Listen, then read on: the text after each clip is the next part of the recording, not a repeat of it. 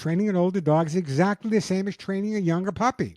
The difference being that you may need a little extra helping of patience because, as often we don't know, older dogs, mature dogs, any adult dog may take a little longer to pick up on behaviors.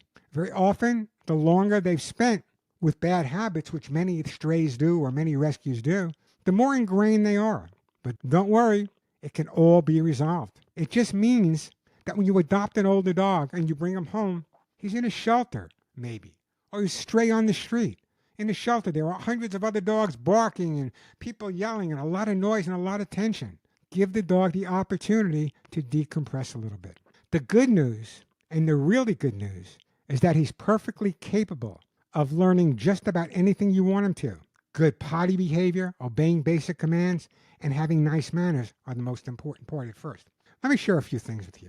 Many of you know I trained for many years in Europe and had the opportunity with doing very advanced training for forces there. Hunt training, Polizei training, ring sport training. And a lot of the socialization begins in an early age, but sometimes the training is done a little bit later on. And I do believe that the socialization with a young dog, the most important thing is socializing and exposure. But very often with these older dogs, we're starting with a 2 or 3-year-old puppy. They haven't been socialized.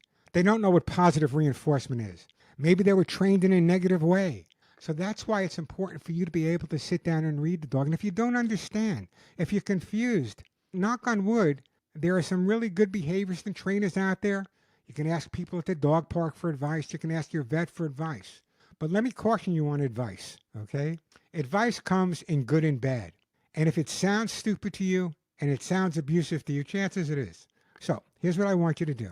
Don't hesitate to adopt an older dog or an older cat for that matter. With time and patience, very often, it's actually easier. They're a little mellower. They're a little calmer. Very often when you adopt a dog from a shelter, they're already housebroken. They've already been through the terrible twos.